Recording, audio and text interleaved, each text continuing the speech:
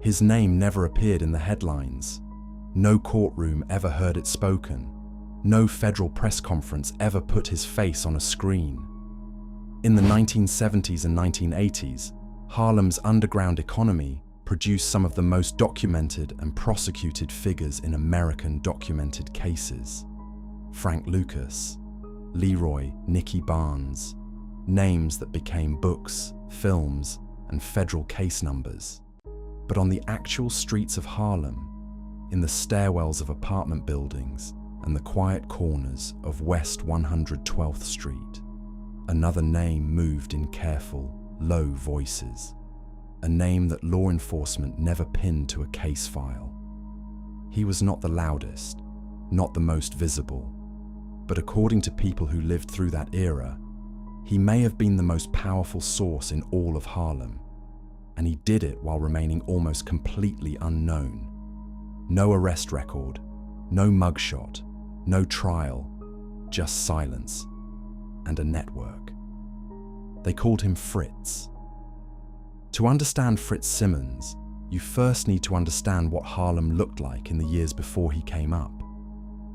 By the late 1960s, Harlem was in serious trouble.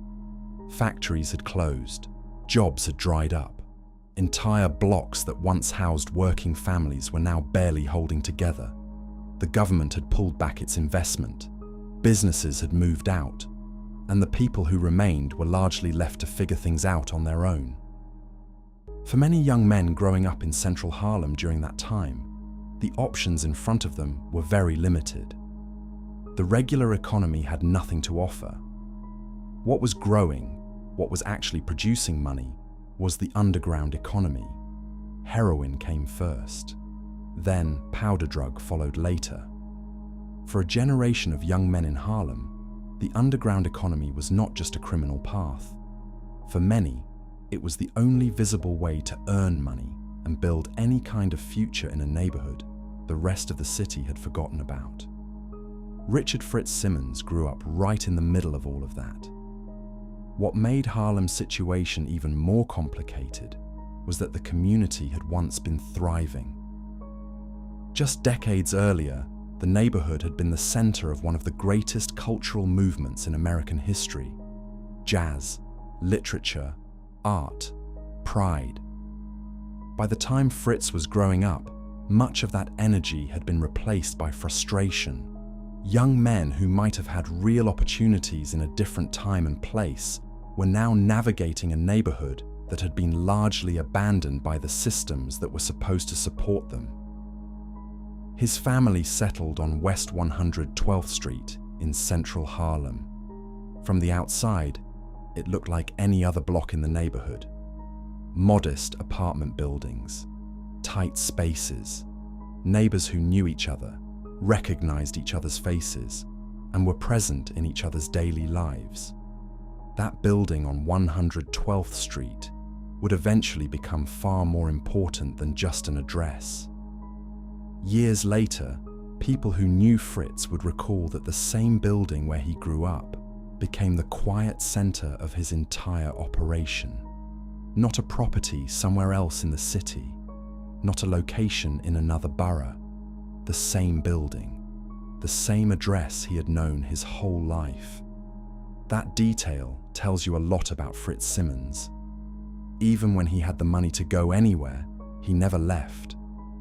He stayed exactly where he had always been. But we are getting ahead of the story.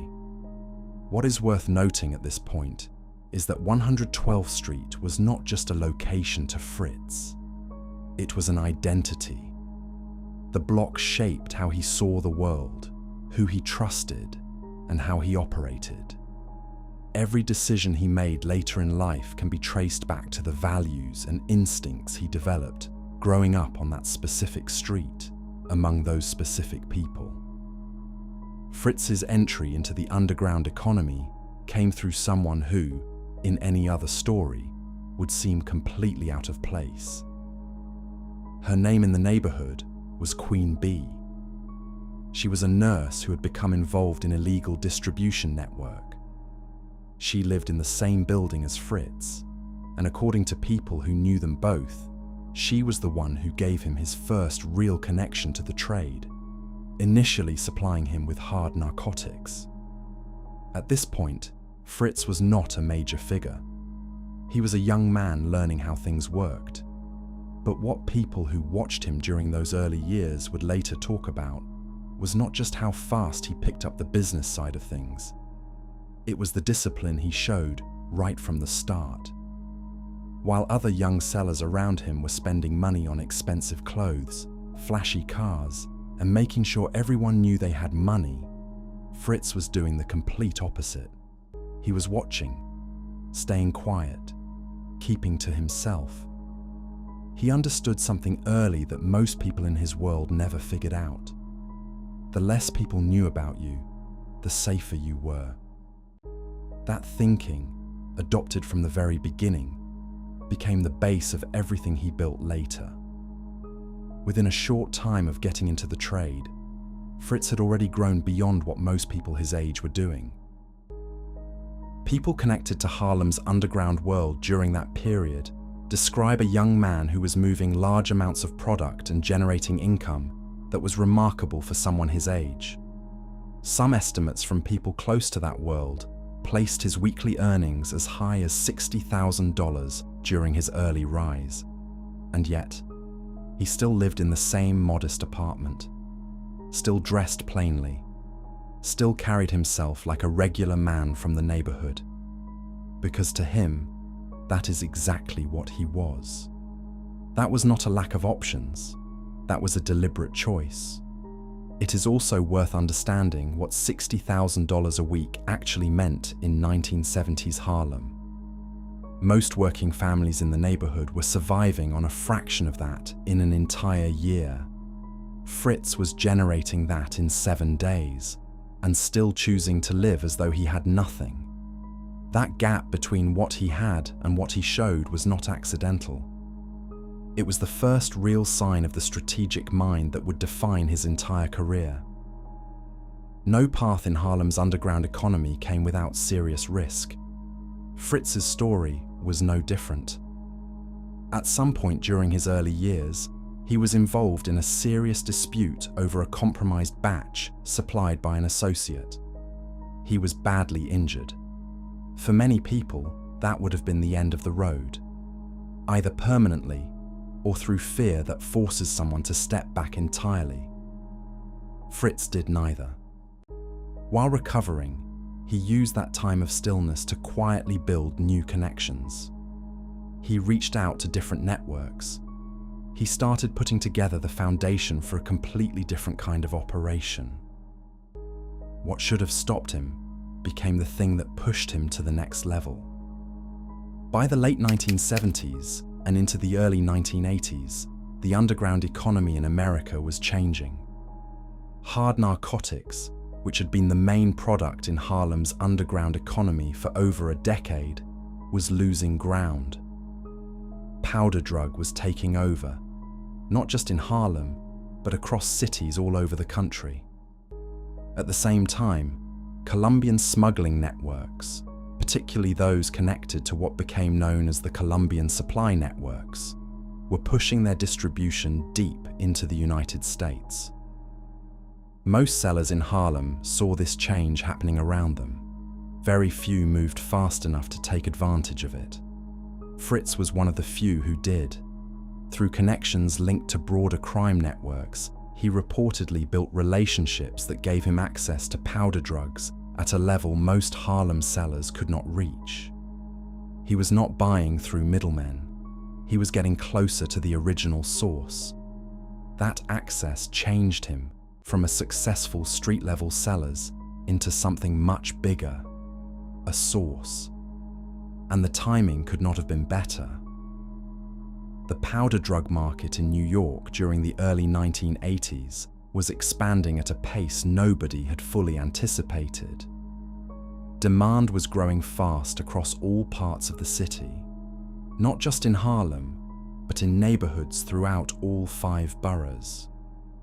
Fritz had positioned himself at exactly the right place in the supply chain, at exactly the right moment. That combination of preparation and timing is what separated him from every other street figures operating in Harlem at that time. What Fritz built did not look like a traditional network. No large crew working under his name, no visible street locations, no workers holding down street corners. In a world where power was usually shown through numbers, how many people you had, how much territory you controlled, Fritz built something that looked like almost nothing from the outside. He became a large-scale operator. His entire operation ran on one idea: consignment. The way it worked was straightforward. Fritz would hand over large quantities of powder drug, up front, before any payment, to sellers he had personally chosen and trusted. Those sellers would move the product, collect the money, and pay Fritz back afterward. No cash needed at the start, just trust. This required two things above everything else. First, an exceptional ability to read people, to know who was reliable and who would fall apart under pressure. Second, the personal discipline to keep his ego completely out of it. Fritz had both, consistently, for years. There was also something else that made the consignment model work specifically in Fritz's hands. He never overextended. He never gave product to someone he had even a small doubt about. Other sources in similar positions often let greed push them to work with too many people or take on too much risk at once. Fritz kept the circle tight on purpose. Every person in his network had been watched, tested, and proven over time before Fritz extended any real trust to them. In Harlem's underworld, information traveled carefully. Nobody announced things loudly. Word moved quietly between trusted people in private conversations. And the word about Fritz was very specific. He was the person you went to when you needed real volume. He could supply quantities that others simply could not. And he would front that supply on trust, giving sellers what they needed without requiring money up front, as long as he believed they were good for it. That reputation gave him a title that spread through the underground without ever appearing anywhere official: the Consignment King. At the height of his operation, people connected to Harlem's underworld reported that Fritz was moving large quantities of contraband within 2-week windows. In the early 1980s market, that was an extraordinary amount for a single source with no visible organization behind him. 15 kilograms, 2 weeks, one man. No crew anyone could point to. Through all of this, Fritz's personal lifestyle stayed exactly the same as it had always been. Plain, ordinary, unremarkable on purpose. While the well-known figures of his era were easily identified by their expensive cars and designer clothing, Fritz drove a modest Nissan Maxima and dressed in regular work clothes. He looked like a man from the neighborhood because that is exactly what he chose to remain. His reasoning was simple. Attention was dangerous. Once you became visible, you became a target for law enforcement, for rivals, for anyone who might want what you had. But if you blended back into the everyday look of the street, you became almost impossible to focus on. He was not hiding in any dramatic sense. He was just not drawing any attention to himself. And in a world full of people who could not resist showing off, that made him nearly impossible to find. But staying low profile alone does not fully explain how Fritz operated for so long without being touched. There was another layer of protection, and it came from the people around him. Residents of West 112th Street, in accounts shared over the years, remembered Fritz not just as a seller, but as a real presence in the daily life of the block. He was known to quietly pay rent for neighbors who had fallen behind, to buy groceries for elderly people in the building, to purchase school clothes for children who needed them at the start of the year. Whether those actions came from genuine personal feeling or from a practical understanding of what community loyalty was worth, or both, is impossible to say for certain. What is clear is the result. In a neighborhood where trust in authorities was low and loyalty to people who showed up ran deep, Fritz had built something that money alone cannot buy. He was one of their own, and they treated him that way. By December of 1989, Fritz had been operating at the top level of Harlem's powder drug supply for nearly a decade. His name was known among the right people. His network was real. His reach extended well beyond a single block. And yet, to anyone outside that specific world, to law enforcement, to the press, to the general public, he was essentially unknown. Then came an event that, more than anything else in his story, showed exactly what kind of person Fritz was. Richard Porter was one of Harlem's most prominent sellers during that era. His life and story would later inspire major parts of the 2002 film Paid in Full.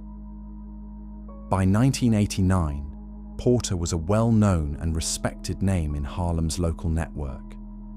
In December of that year, Porter's younger brother Donald was taken. The payment demand for release was $500,000. Porter, desperate and running out of time, reached out to every associate he trusted. He needed $500,000. Fast. He went to Fritz. According to multiple accounts from people connected to Harlem's street network at that time, Fritz responded in a way that nobody who heard about it ever forgot. He gave Porter large quantities of contraband. No payment up front, no contract, no conditions beyond the basic understanding that Porter would sell the product, raise the money, and bring his brother home. 30 kilograms at the wholesale prices of that era represented several $1 million in value. This was not a small favor between associates. It was an act that placed an enormous amount of value entirely in another person's hands, based on nothing but trust and the hope that a young man's life could be saved. The plan did not work. Donald Porter lost his life before the payment demand for release could be paid. It became one of the most heartbreaking chapters of that entire era in Harlem. A tragedy that spread through the community and stayed with people for years. Fritz had given everything he could offer. It was not enough. The 1980s in New York were defined, for anyone following the news, by major investigations on drug networks, wiretaps, grand jury investigations, large-scale prosecutions that could take down entire organizations at once. People who had operated freely for years suddenly found themselves facing decades in lengthy sentences. One by one, names that had been known on Harlem streets started appearing in courtroom records, but not Fritz's name. Through years of intense law enforcement action targeting Harlem's powder drug networks, Richard Fritz Simmons was never publicly arrested, never formally charged, never brought before a judge. Some people who later reflected on his career compared him to the fictional character Kaiser Soze from the film The Usual Suspects, someone whose power was understood by everyone around him, but who left almost no official trace behind. The comparison was fair, but the reason Fritz stayed untouched was not mysterious. It was practical. A small, trusted circle. No visible organization to investigate. No flashy lifestyle to draw attention. A neighborhood full of people who had no reason to talk. He had not built a wall around himself. He had simply built nothing that anyone on the outside could see. There is another element that investigators and observers later pointed to when trying to explain how Fritz avoided prosecution for so long. He never talked unnecessarily. In a world where people often revealed too much, through conversations, through associates, through the paper trail that came with spending large amounts of money visibly, Fritz created almost no trail at all. No flashy purchases, no real estate in his name, no lifestyle that required explanation. He was, in every practical sense, a man who did not exist on paper. By the early 1990s, something had shifted. The man who had sat on the same stoop for 2 decades, who had chosen 112th Street over every option his money could have bought, was becoming less present, less visible. And then the quiet turned into something more serious. Rumors began moving through the neighborhood. Fritz was ill. Something was wrong. The exact details of what happened remain genuinely uncertain to this day. One account, from Azi Faison, a Harlem figure whose own story became part of the documented record of that era, says he later became seriously ill after treatment after his earlier injuries. According to this version, the illness slowly took its toll over the following years, until his passing in 1991. Others who had been close to him offered different explanations. Some raised the possibility of foul play, though no evidence supporting that idea has ever been made public. Because Fritz had spent his entire life avoiding any kind of official documentation, there were almost no formal records capturing what happened at the end. The same choices that had protected him throughout his life meant that his final chapter passed with almost nothing written down. What is simply known is this: by 1991, Richard Fritz Simmons was gone. He was approximately in his early 40s. His passing received almost no public attention.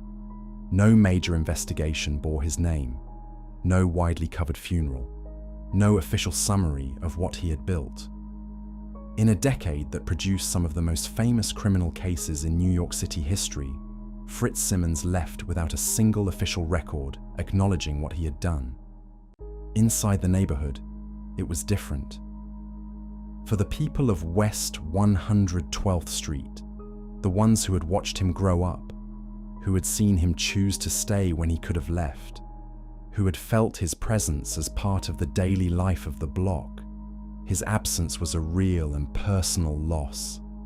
He had not been a distant figure to them. He had been a neighbor, someone who sat on the same stoop they walked past every day, someone they actually knew. And now, he was gone. Without ceremony, without explanation, without the kind of recognition that most people of his influence eventually receive decades later, the story of Fritz Simmons still raises the same question. How does a man become one of the most significant sources in the history of New York City, supplying some of the most well-known sellers of an entire era, moving volume that would have drawn serious attention to almost anyone else, and leave behind almost nothing?